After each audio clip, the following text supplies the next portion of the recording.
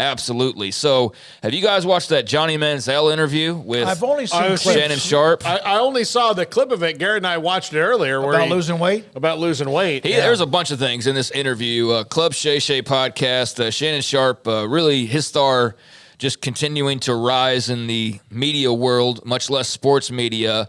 But there were several articles coming off of this interview because Johnny had a bunch of different interesting things to say. And I won't delve into all of the topics, but there was one write-up I came across that hit some of the high points pretty well from, I believe it was Yahoo. So I'll just hit on some of those highlights. And we can just unpack it as we go along here. He mentioned that, or he got into the subject of Kevin Sumlin, who was his head coach, obviously, there at Texas A&M, had a pretty good thing going. One of his quotes on Sumlin was, "I love that guy, and we were best buddies, but how do you have a guy telling you how to live, put away the partying and all that when he's doing the same thing behind doors? What made him great is no longer with him. I don't see the spark." There was Johnny on Kevin Sumlin, and I guess Kevin Sumlin expecting one thing, but not to, do as I say, not as I do. I guess a little bit of that going on there in College Station. But I thought that line of what made him great is no longer with him. I don't see the spark. I thought that was very interesting and probably a little bit on point, man, because since College Station, the Kevin Sumlin roller coaster has been on a downward slide pretty much the entire time. Very forgettable tenure at Arizona and so on. And so he had that comment about Kevin Sumlin. Of course, one of the big taboo subjects or the big touchy subjects for Texas A&M during that Sumlin era was the handling of quarterbacks post-Johnny when you had Kyle Allen and Kyler Murray and basically had set yourself up with the future with two pro quarterbacks because Kyle Allen's been how many years in the league now at this point? Yeah. He's long been a veteran at this stage. Obviously, Kyler's still in a high-profile spot, but Johnny said that he played a huge hand in bringing Kyler Murray to Texas A&M.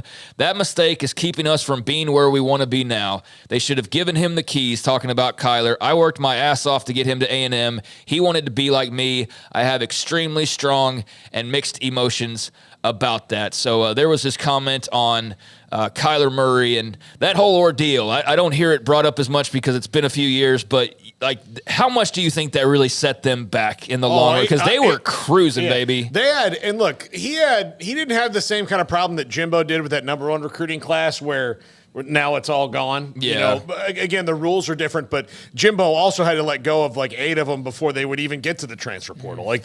That's how rough that class was. But they had classes that had guys leave. I think they had their first top 5 class under Sumlin, which they were 5th, and it was like, holy cow, this guy's recruiting like crazy. They had offense out the wazoo. Manziel had just created this buzz around College Station, of which there'd never been before. It really hasn't been since then, honestly. I mean, there's been Joe Burrow, maybe you could throw in there. Kenny Hill. You're talking about A&M? Football. As far as a guy. Talking about A&M. A guy, one guy bringing the kind, even Caleb Williams doesn't have that kind of buzz that Johnny or even Joe did. Not Johnny level, no. No, not Johnny level buzz. They had created a situation in College Station where the biggest star in maybe even sports for that a little bit of time, the most recognizable name was outside of the diamond level people, but was Johnny Football.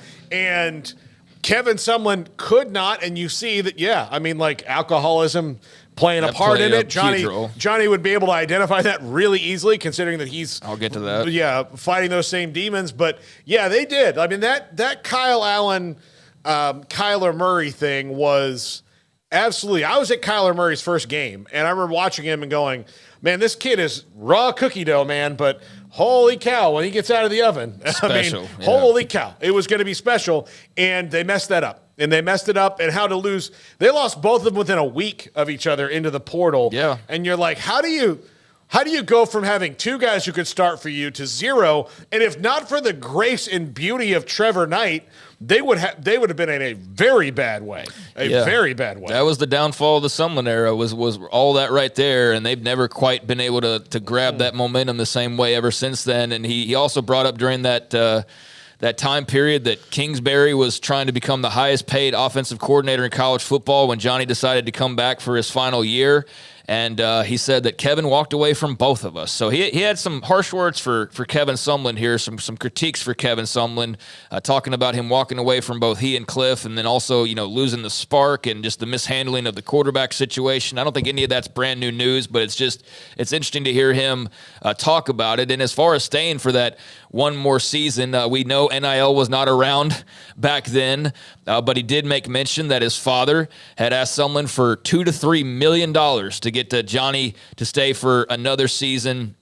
And Johnny said that he did not find that out until about 4 years ago, that his father had made that request. But you can only imagine the NIL money that he would have garnered following that Heisman run would have been insane, I think, and certainly probably the top guy in college sports back at that time period, given how bright his star was shining. So, yeah, you had to do it under the table, and that led to the jersey signings and all of that big mess. Which was under the table. Was under the table. So if he was wanting $3 million, his father $3 million over a 2-year period of time, what would he be? If it was one more season that he was wanting $2 to $3 million. I thought it said 2. Okay. No, he asked someone for $2 to $3 million to get Johnny to stay for one more season. Okay. Yeah, so that means he probably was hoping for 2 and asked for 3.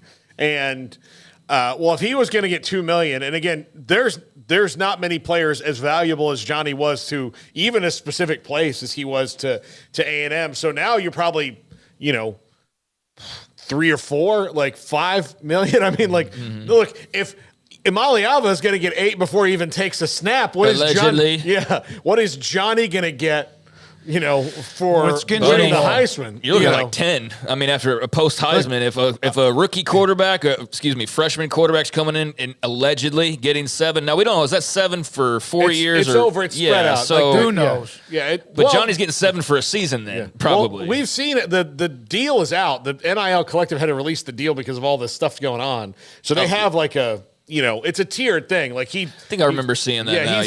It's not $7 million right away, but if he stays for 3 or 4 years, he's going to get most of it, or if not all. But Johnny, if people don't understand what he means to A&M, if you're thinking my quarterback at my school was just as big of a deal, I encourage you to go to Kyle Field, even on a day where they're not having a game, because you can go into and take the tour and walk into the area, which is now like the alumni entrance, and tell me who you see more pictures of, Johnny Football or Dat Win, who was equally as big of a legend, at times as maybe Johnny was. And it's Johnny. More Johnny. It's his number 2 jersey. Yeah. So elsewhere, I'll get to the most salacious part, I guess the part that I've heard from people the most about at the very end. But one more subject before we get to that, and that was him talking about how he let LeBron James down. LeBron, obviously, big Cleveland guy, Akron native, but big Cleveland guy.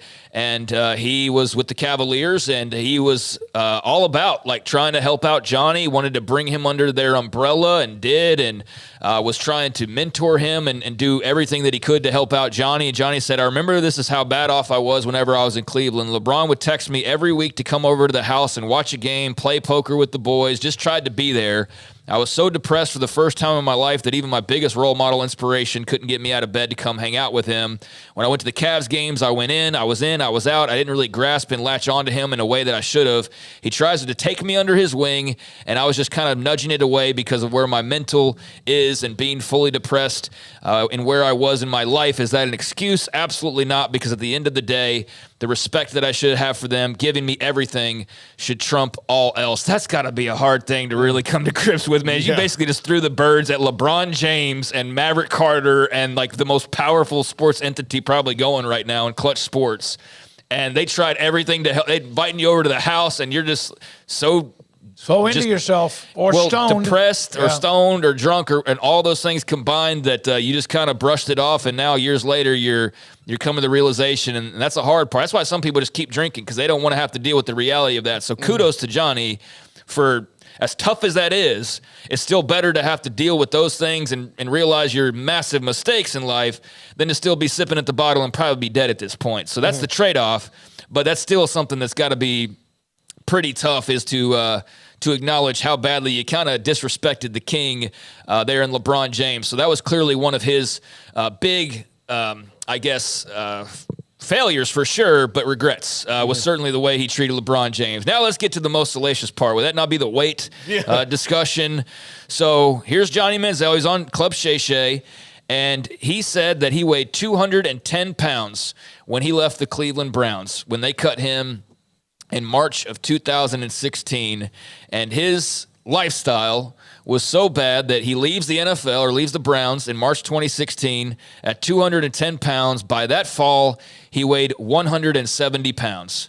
And Sharpe asked him, he's like, is it all blow? Like, how do you lose 40 pounds? And he said that he talked about, like, I guess in that part of having been drafted by the Cowboys and how that would have been just an absolute disaster. And him even being close. I mean, can y'all imagine? And as much blowback as Jerry got for that, like, it was Zach Martin, who's a Hall of Famer, so it worked out well. It worked out pretty well in the long run for him. But it was a situation where he lost 40 pounds. And said that a lot of that just had to do with his lifestyle and not taking care of himself and all the partying.